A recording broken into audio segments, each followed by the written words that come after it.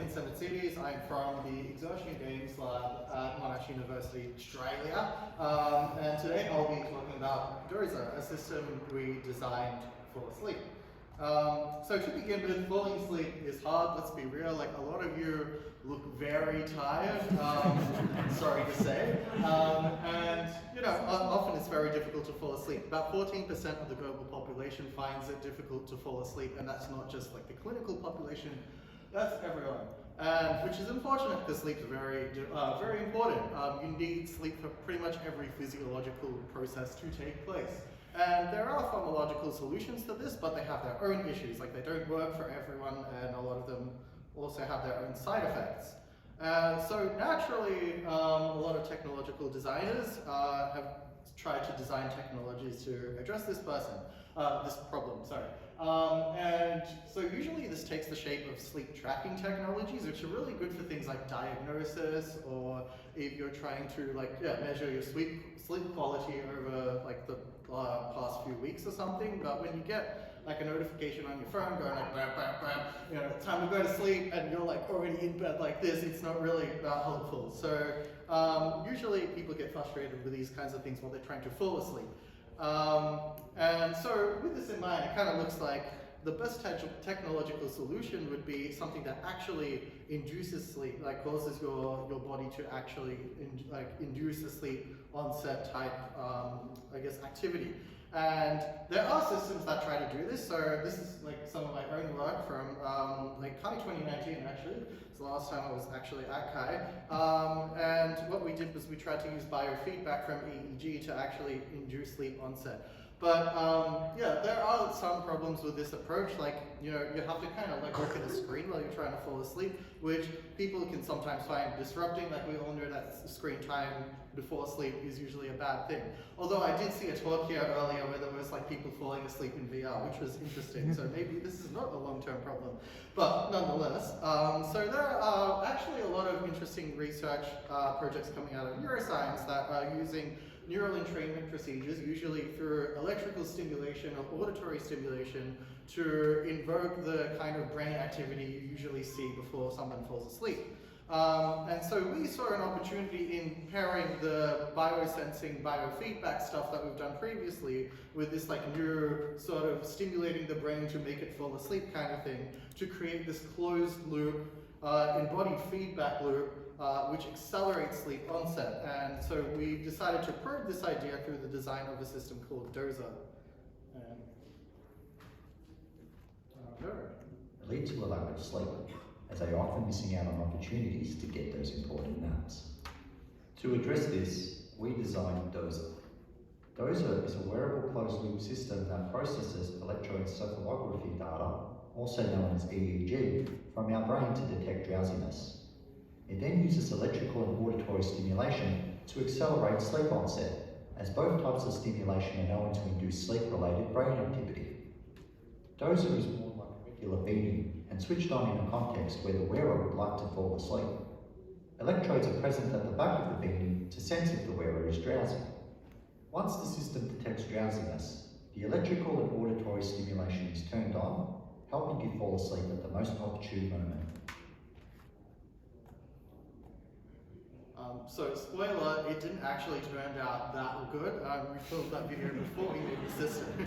So to study Dozer, we conducted an in-the-wild study in which 11 participants took Dozer home for 24 hours, and they were allowed to use it open-endedly, so they could use it whenever they found it most convenient, which usually turned out to be before sleep, surprise, surprise. And people returned Dozer and completed a semi-structured interview. Now, in a thematic analysis of the results, we found three main themes, those being one, closed-loop neurocentric agency. So this theme kind of relates to how participants experience the system both sensing and stimulating them at the same time.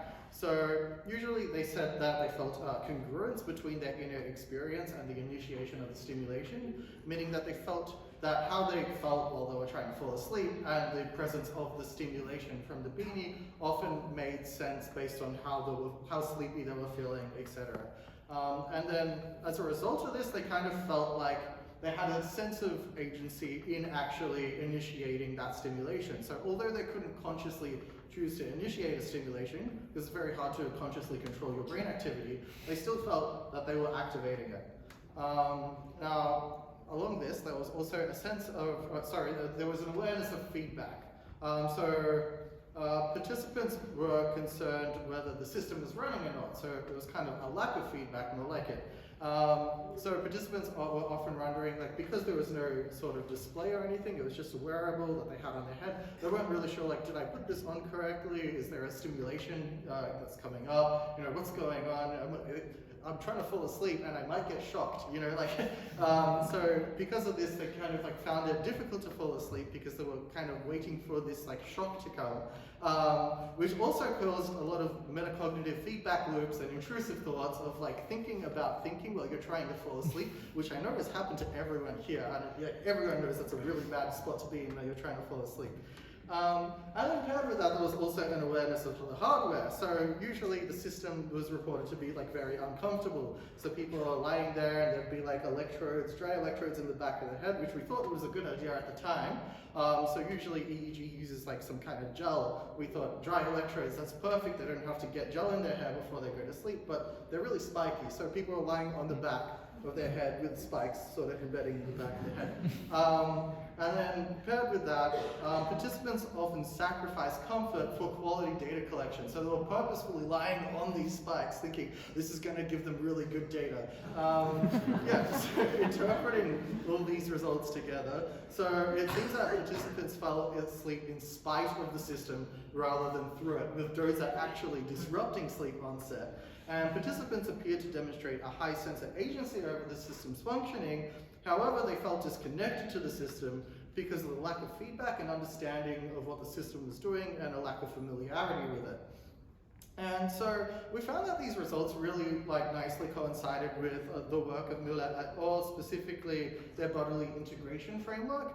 So specifically, we saw the theme of closed-loop neurocentric agency corresponded with high sense of bodily agency on their framework, and we found that the awareness of feedback and the awareness of hardware corresponded well with the low sense of bodily ownership. So considering Dozer through this framework, we can say that Dozer has a telebody type user experience, which Miller et al. Say the types of user experience you usually have when you're using something like a telepresence robot. But what does this mean for Dozer? Well, I think that means that participants sort of experience the system as sort of like something separate or disconnected to their body. However, if we want like a closed-loop wearable system that integrates with the neurophysiological processes, you're probably going to want something that ends up in the super body user experience quadrant. So you want a high sense of bodily ownership. And so with this in mind, we developed a set of design tactics, learning from experience designing Dozer to help push it towards that super body quadrant in like future iterations of closed-loop sleep wearables. So the first tactic we have is to consider personalizable feedback. So usually participants wanted some kind of feedback, not to help them fall asleep, but just to know that the system was working. So we suggest that we provide users with some sort of form of feedback modality where they can build competence and confidence knowing that the system is actually working, and then they can remove it later once they have achieved trust with the system and know that it is working correctly. We also suggest to ramp up stimulations for lower perceptibility. So participants also said that they could they'll be falling asleep and then they'd feel like a really sudden stimulation. So we say ramp up the stimulation so they don't notice it as much, so it's not so sudden. Makes it less perceptible. Yeah, that's what I said. And we also suggest consider balancing wearability to lower the physical awareness of hardware. So with closed loop systems, you need to integrate both, sensing capabilities and stimulation capabilities together, which creates a very massive form factor. And as a result, designers might need to prioritize between the input-output quality of the system and the system's wearability. So in such contexts, we always say, in such contexts such as sleep, where it's a very sensitive context, we suggest that prioritize wearability above everything else. And with that, that is the talk. So I will conclude by saying falling asleep is hard, but designing for sleep is harder. But hopefully in the future, if people follow these design tactics, which I know we definitely will in the next iteration of Dozer, maybe people might benefit from the possibilities of sleep technology. So thank you. I'm Nathan from Exertion Games Lab. Also, we're hiring PhDs, so please contact us if you want to do a PhD with us. That would be awesome. Also, if you want to collaborate with me. Thank you.